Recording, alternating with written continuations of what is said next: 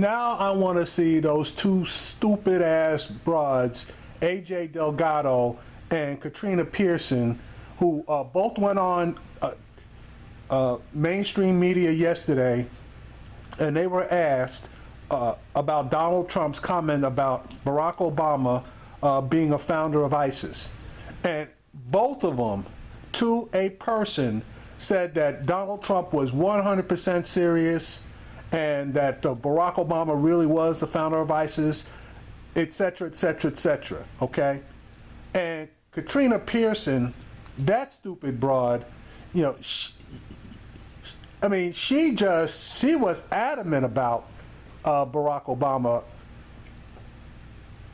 being a founder of ISIS, okay? She and AJ are so far up Trump's ass that it's ridiculous. I mean, normal people, you know, they know rhetoric when they hear it.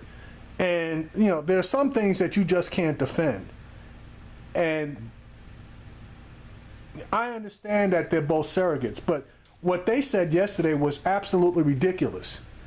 And they were both given opportunities, especially by Chris Hayes, you know, to halfway back away from it and to put a proper spin on it. Neither one of them took the opportunity to do so. And Katrina Pearson was told that the Trump campaign said they were joking. Katrina said she didn't know anything about that, she hasn't heard anything about that, etc., etc., etc. Well, guess what? Donald Trump shoots out a tweet this morning stating that he was just being sarcastic. Okay, ladies, so now what the hell are you going to say?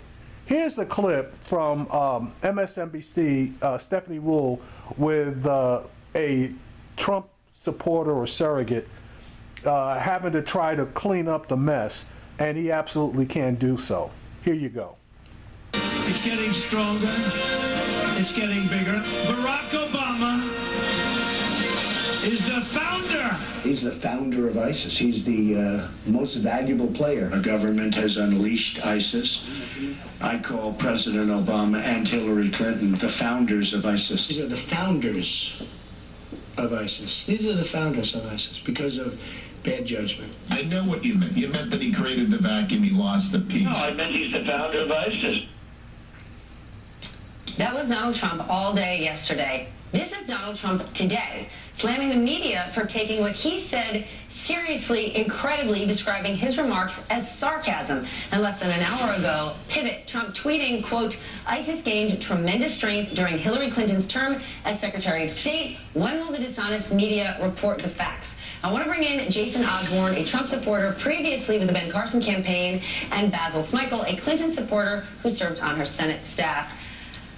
Jason, I want to start with you. Help me understand this one here. Is it fair? Did you believe at any point yesterday Donald Trump was being sarcastic? Because as he was saying this over and over, Trump supporters who did appear across media networks, they were saying, well, you know, maybe what this is, it's about foreign policy, it's about President Obama's policies. But Donald Trump kept saying, no, President Obama founded ISIS. So help me out.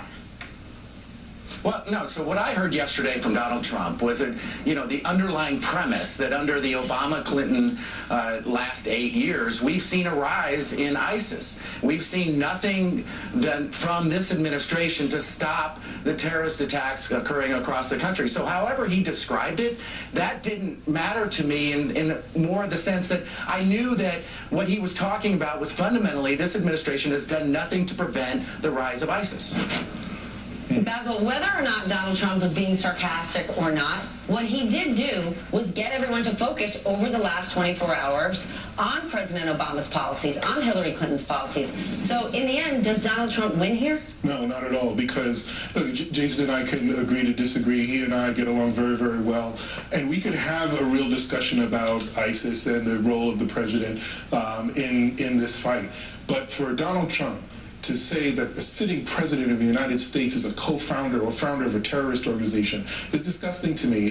There's no room or place in the national dialogue for that. This is not for him, or at least how I received it, is not a full discussion about issues. It's actually creating a sense of, it's sort of contributing to that dystopian belief or feeling sentiment that Donald Trump sort of likes to promote, and it's disgusting to me. There's no room for this. Jason, Donald Trump also tweeted this: "I love watching these poor, pathetic people, pundits, on television working so hard and so seriously to try and figure me out. They can't."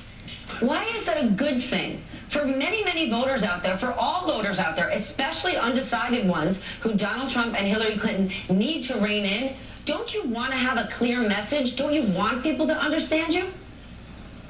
Well, I don't know if you're referring to me as being one of those poor and pathetic people, but, you know, I think having worked for a kind of non-politician myself and Dr. Ben Carson, I mean, these two candidates have broken the mold on what a candidate is in this day and age.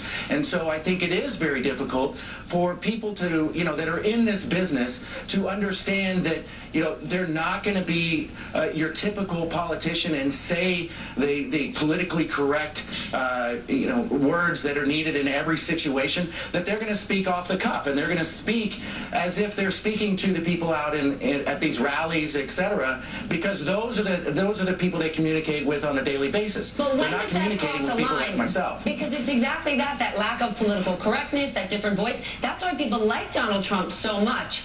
But when does that side messaging, the off-the-cuff comments that need apologies, when do they become too much? He should be turning to the economy and jobs, which he claims is his central platform, yet since his speech on Monday, we barely heard it. Well, you know, I think we are doing a lot of that and talking about the economy, and I think the media does like to highlight kind of the controversy more so than they do kind of the boring policy aspect of things. And I think, you know, Hold on there a was second. much attention paid. Hold on. That's such a generalization. We're covering the thing. Donald Trump has said this 10 times yesterday. He had the opportunity to talk more about his economic plan, to dig down into where he's going to have tax deductions, but he didn't. Over and over, he said President Obama is the founder of ISIS. So how is it the media choosing that? This is the candidate choosing his talking points at his events.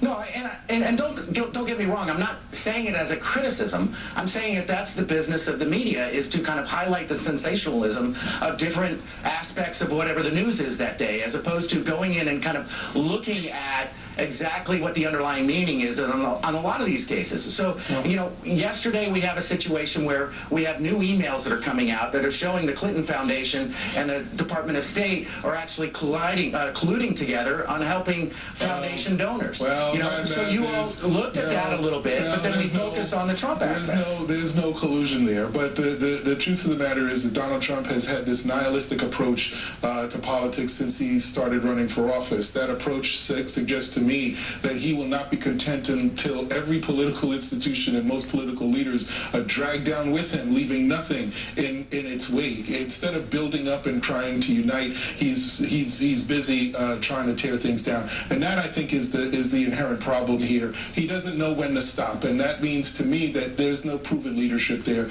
There's a leadership that is unrestrained, and that to me is more dangerous than anything. All right, Jason, we're out of time. Jason and Basil, thank you so much, both of you, for joining.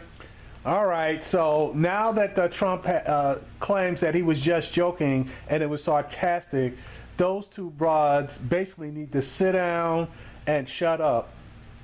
And in particular, Katrina Pearson, because that broad, you can't tell her that it's daytime if it's 12 o'clock noon.